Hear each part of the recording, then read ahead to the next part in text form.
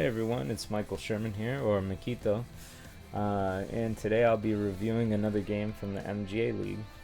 This was from the H League, and it is Pietropaolo versus Whiger. Whiger. So let us begin the review.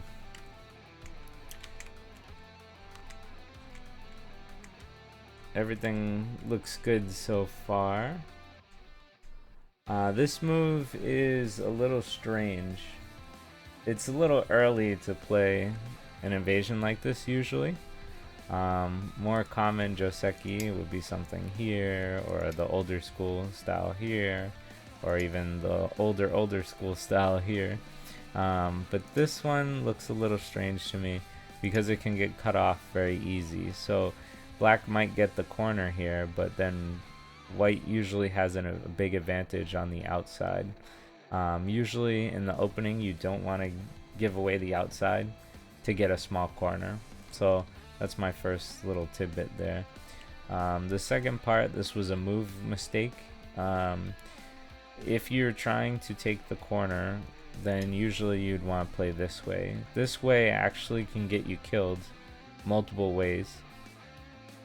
Whereas this move leads to life, but like I said, it's a small corner,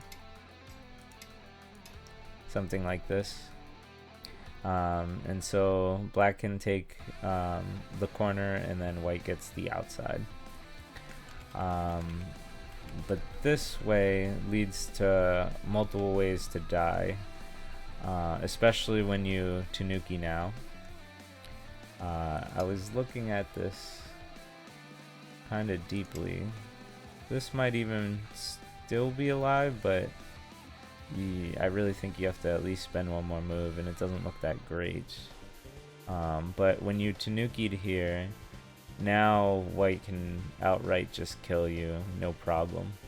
White in the game played this, which is the first principle. Don't play thank you moves. So thank you moves help your opponent fix themselves. If white wanted, white could have played here, and this corner is just dead. There's nothing black can do. If black tries to come after the stone, there's no way to make eyes in the corner. If black tries to come out, white could still play this way, and there's still no eyes in the corner. If white wanted to avoid those complications, I mean, if white couldn't read it out, then white can still play here, and these stones are dead, and so white still gets the corner, and black is sandwiched between two strong groups here. So it just doesn't look that good for black, in my opinion. The AI says this is fine, but I would prefer just killing this outright and taking a nice big corner. So we'll move on from here. Let's see. Surprisingly, I think I was looking through a bunch of these variations, and I'm pretty sure even this is dead. I'm pretty sure. What variations did I look at? It looked kind of hard to kill though, I'm not gonna lie. If we do the Death in the Hane, it would be this one first. This one leads to diagonals, and diagonals are really good for making eyes. So you usually want to Hane on the flat side first. If black was to answer this way, now there's no eyes in here, right? Same here, there's just no eyes in here. And if it was like this, I think it leads to a ko. Because this would be two eyes, right? This would be two eyes. So I think this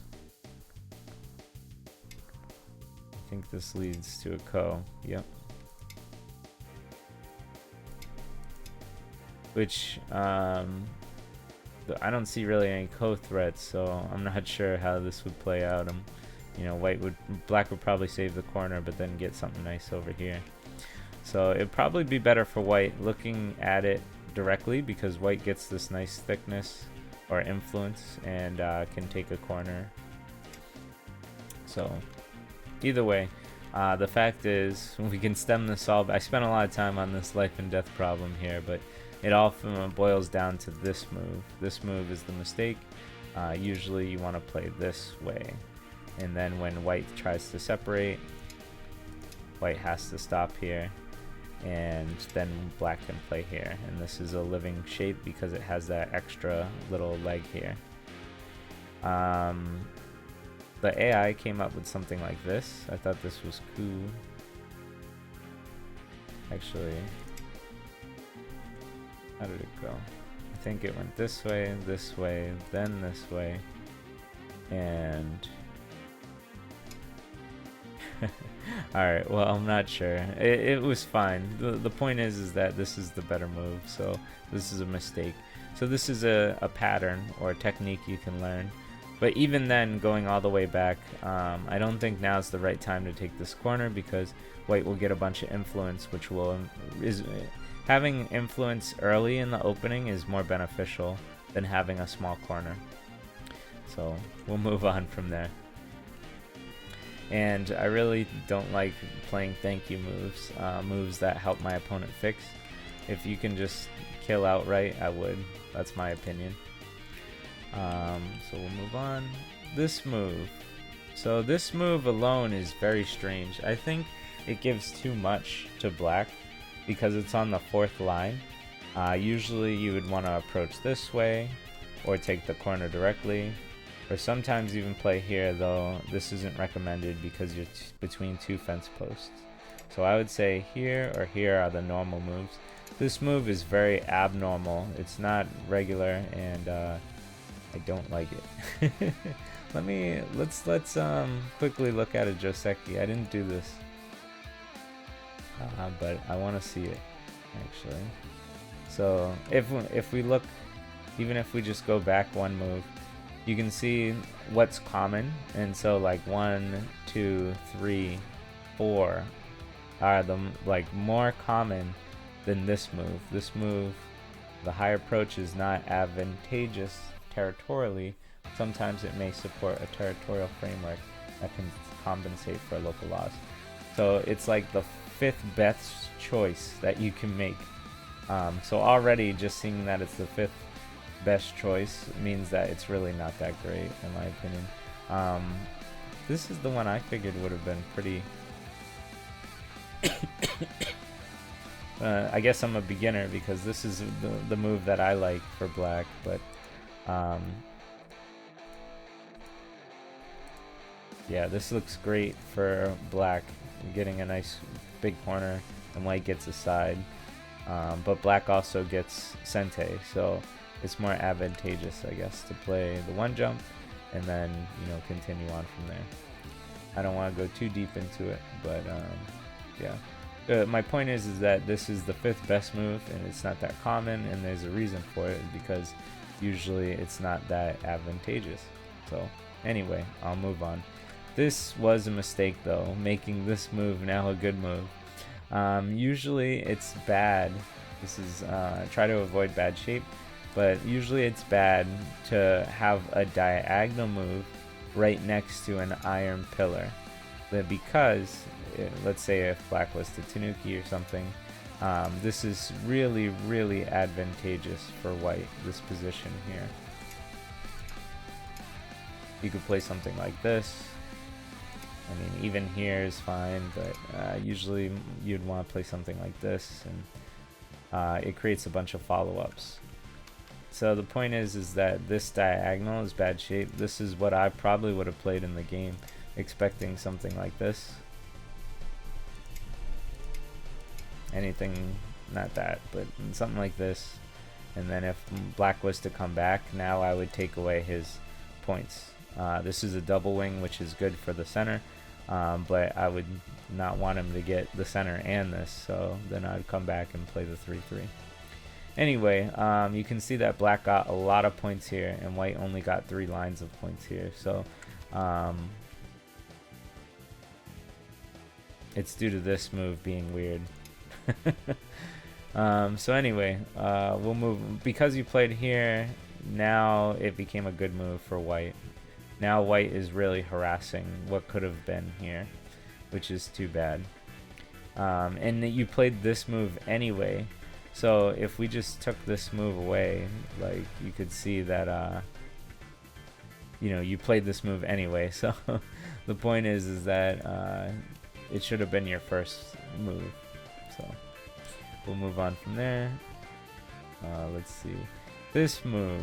So I see you're trying to split these groups and you're trying to seal this in, but I think you should focus on the bigger picture. This move feels very slow.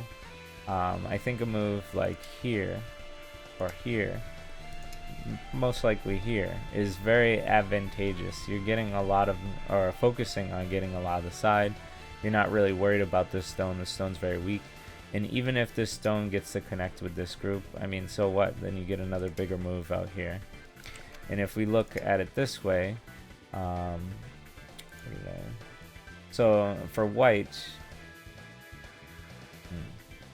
I think what I showed was this example first. So if white was to care about this stone, which white shouldn't, you can see that white gets to connect with these, but then black gets such a big thickness and advantage here. I don't think white would pull out. Maybe he would at like the lower Q level, but at my level they wouldn't. So that's why I like this move better. But this is just an example to show that if you care about this stone, then if both players care about this useless stone, then it depends on who cares, because if white cares, black's gonna profit really well. And if black cares and white doesn't, then white can come over here and profit really well. So this move, in essence, is slow. It looks like it's focusing on this and this, which is alive, or pretty close to alive. And this shouldn't be the focus for either. So it should be over here, I think. Excuse me.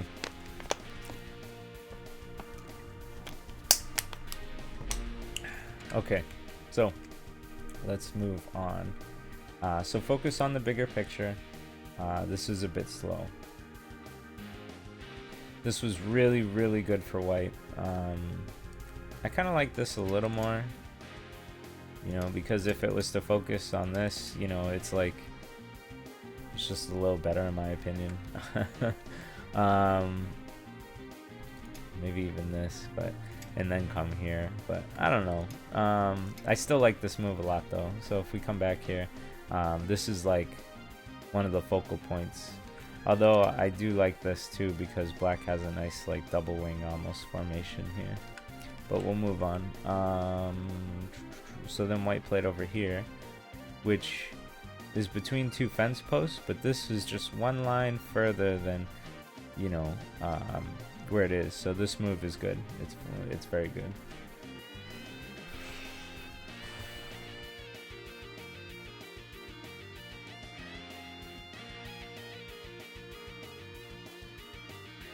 So this is a Joseki mistake.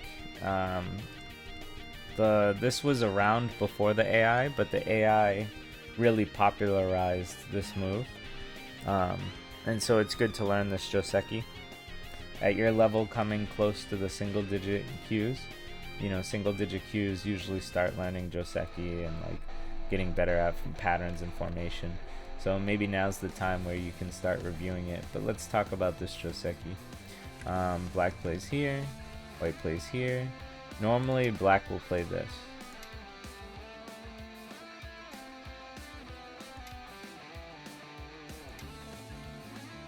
And then white can choose what white wants to play, I guess. These are like the normal moves, these two. And so black has a solid group here, and white has a solid group here, and then the game continues. But when you play this way, you strengthen this stone, which actually weakens your two groups.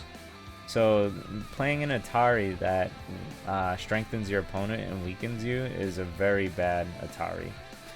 We can see here that this strengthened these stones, and now there's a weakness here, and if you were to guard that weakness, right, you would just outright lose this stone, so that's bad. And when you take this move, white gets to play on that weakness, and then white gets to kill this stone outright. If the ladder works, then it just works, and you know, black's dead. And even if the ladder didn't work, white can still net this. And even though black gets out, black gets squeezed, and this group looks awful, and white looks really nice here. So my whole point is that when you're playing this or you get attached under from, this is like the knight's, I guess, the enclosure, and you get attached under, then this is almost always the wrong move, because it breaks the principle of Atarying, which makes your opponent stronger and you weaker. So you can review that on your own time. I just wanted to really point this out, that this result in Joseki was extremely good for white, because white now is really strong, attacking these stones, has strength here too, backing this attack up, and black was pushed down with white getting a nice area here. So, and it was all due to this Atari here.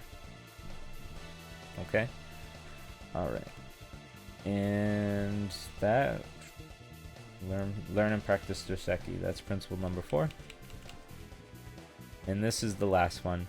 So your opponent is strong on both sides. This is a very strong group for white. This is a very strong group for white, and you have a weak group in the middle. If your opponent is strong on both sides, play safer moves. This move is a knight's move, and knight's moves can be cut. So it's not exactly a safe move if you can get cut. So I would have much rather preferred something like this. And that's really it. I don't know what else to say about that. But obviously you can come out and live, or push on white, or really push on white. And even though this can be cut, at least you have like one more line of eye space potential. So the point is if you're in a weak area and white's really strong, then play safer moves that can't be cut easy. Okay? Alright, we'll look at one quick more example, which is here. This move is a callback to this principle. The diagonal to the iron pillar is usually bad. So just like around here when we were looking at the review, this was actually a really bad move. Black can play a bunch of moves to get a good advantage. This is a very classic Tetsuji. I'm sure you guys know it, but if not, you can see here that if white was to play this, white's dead, right? If white was to play this, black can still connect out. He can kill the stone, the cutting stone, and get out. And over here, it's the same principle. So the fact is that playing the diagonal move to iron pillars is usually a very bad shape. The AI recommended white play here, and I didn't look too much further, but what we can do is look at the AI, and we'll look at 3 big moves that hurt, someone. So let's take a look. So I usually set the mistakes to over 3 points. So if you make a move that's bad and makes you lose 3 points, the computer's gonna tell you about it. The first one was this one. We talked about this in detail. This is the move that is more normal, and this is going to be different from what I showed you. It's pretty cool. I liked it anyway. I don't know why white wouldn't split down here. Like, I feel like allowing black to connect is just way too good for black here, but that's what the computer says, and we don't really have to look at these. This is just looking at invading the corners. So this was a 3-point mistake, and 3 points, you know, is pretty big. So yeah, try and erase this move and put in this move instead. Okay. And in all together, I still think, even though the AI says it's a 1-point bad move, because, like I said, I don't think it's worth taking the corners if you're giving your opponent a big influence. Like, if you can take a big corner, of course, take it. But if you're getting a small amount in here and white's getting a big advantage in the opening, I wouldn't go for the corner first. I'd more play like here or here. Okay. So let's move on to the next big mistake. The next big mistake was this move. We were talking about the principle where you should play safer moves when you're squished between two big, strong opponents. So this cut was just way too good for white. If we look here, if black was to play a safer move, you know, white jumps, and then you don't even have to worry down here now. Now it's more focused on something else on the board. So keep that principle in mind, and we'll look at one more move which I haven't looked at, so let's see. Oh wait, yeah, I did. This is the diagonal move versus the iron pillars. Bad shape leads to bad things, so white should have played here.